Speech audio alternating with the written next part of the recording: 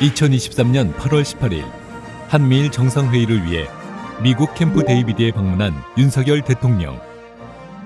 윤석열 대통령은 조 바이든 미국 대통령, 기시다 후미오 일본 총리와 최초로 단독 정상회의를 가지며 대한민국의 새로운 협력 전기를 이끌어냈습니다. 한미일 정상회의의 의미와 성과, 그리고 앞으로 우리나라가 맡게 될 변화를 살펴봅니다. 2023년 8월 18일 한미일 정상은 미국 대통령의 전용 별장인 캠프 데이비드에 모였습니다. 삼국 정상이 국제회의와 무관하게 삼국 회담만을 목적으로 모이는 것은 이번이 처음입니다. 1994년 11월 에이펙 정상회의를 계기로 처음 모여 지금까지 12차례 회의를 가졌는데 모두 다자회의를 계기로 한 만남이었습니다. 가장 큰 키워드는 첫 번째라는 겁니다.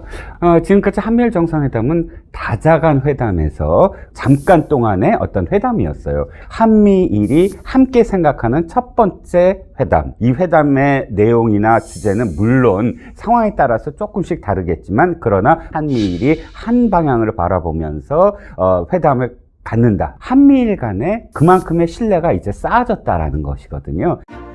한미일 첫 단독 정상회의가 열린 장소 역시 백악관이 아닌 캠프 데이비드로 특별함을 더했습니다.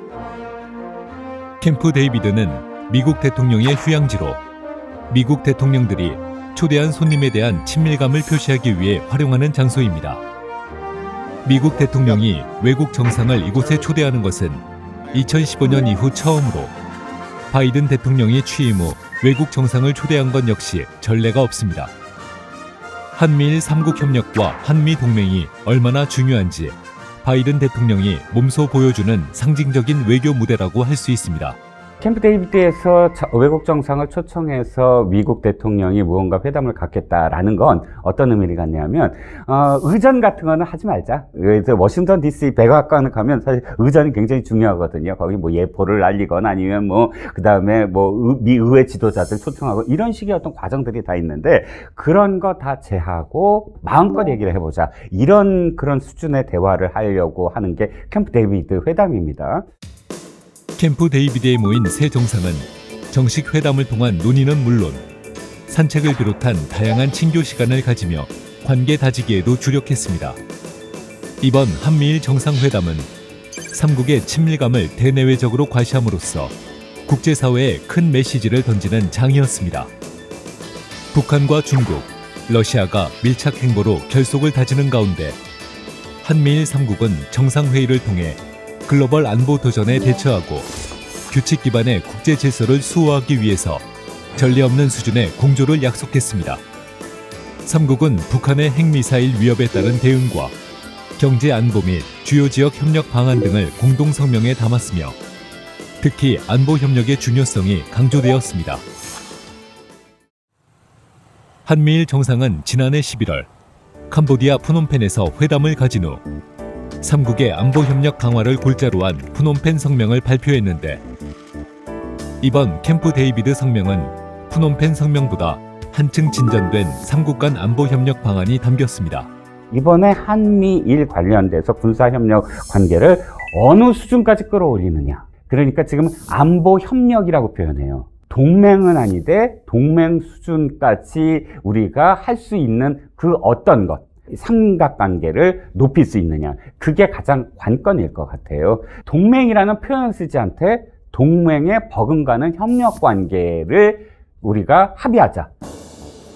한미일 삼국은 최근 정찰 위성과 탄도미사일 발사로 무력 도발을 제기한 북한에 탐지 요격 식별 훈련의 정례화, 대잠수함 훈련의 정례화 등으로 맞설 것을 논의했으며 사이버 공간에서의 공조를 강화하기로 했습니다.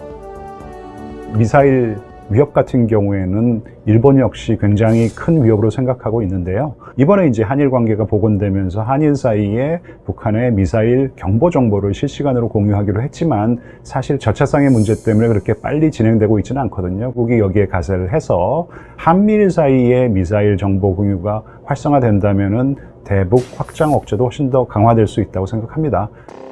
삼국은 공동 성명을 통해 중국이 경제적 압박을 목적으로 비자 발급과 통관 지연, 요소 수출 중단 조치를 단행했던 것처럼 또다시 경제적 질서를 깨트릴 경우 공동 대처할 방안과 더불어 안정적인 글로벌 공급망 구축을 위한 협력 방안도 발표했는데요. 이는 우리나라에 커다란 경제적 이익으로 작용할 거란 전망입니다. 삼국이 경제적으로 협력한다면은 그 시너지 효과가 만만치 않게 발생할 것으로 예상되고요. 특히 공급망 강화가 매우 중요한데요. 반도체 산업에서의 공급망, 그 다음에 전기차에 들어가는 이 배터리, 이게 굉장히 핵심적인 산업이거든요. 이런 산업에서의 공급망을 강화하고 안정적인 공급망을 확충하는 것이 한국의 이익에 부합한다고 생각합니다. 만약에 한국과 일본 그리고 미국이 가세해서 공급망 강화 정책을 본격적으로 협력한다면은 한미일 삼국 모두에게 경제적인 이익으로 돌아갈 것이라고 생각하고요. 이번 한미일 정상회의를 계기로 삼국은 정상회의를 연 1회 정례화하는 방안에 공감대를 조성했고 앞으로 한미일 삼국이 번갈아 호스트를 맡아 개최하게 될 예정입니다. 우리나라의 경우 미국이 속해 있는 다자안보협의체에 처음으로 참여하게 된 것으로 한미일 정상회의 정례화를 통해 글로벌 중추 국가라는 외교적 위상을 더욱 공고히 하게 됐습니다. 매년 개최될 한미일 정상회의는 세 나라가 안보리에서 이사국으로 활동하게 될 2024년에 선제적으로 대비할 플랫폼으로 기능하게 될 예정이며 추후 쿼드, 오커스와 맞먹는 새로운 안보협의체로 자리잡게 될 것이라는 기대가 커지고 있습니다.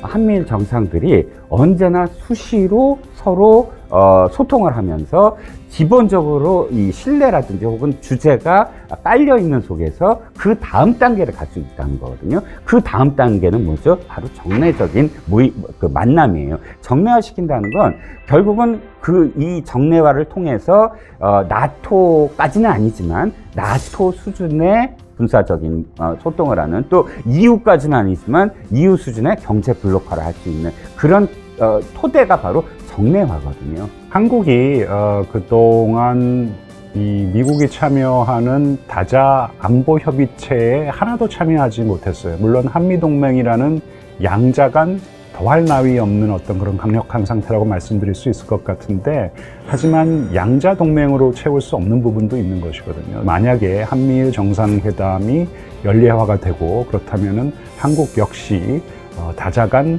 안보 협의체에 참여하는 것이기 때문에 한국이 그동안 조금 채우지 못했던 부분을 이번 기회로 채워 나갈 수 있다는 그런 신냉전 분위기가 고조되면서 무엇보다 국가 안보가 중시되고 있는 상황.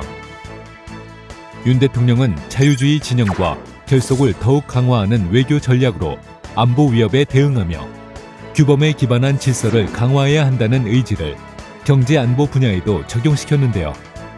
이번 한미일 정상회담은 삼국 협력의 역사적 전기가 되었음과 동시에 윤 대통령이 추구하는 가치 외교의 절정을 볼 수 있었던 무대였습니다.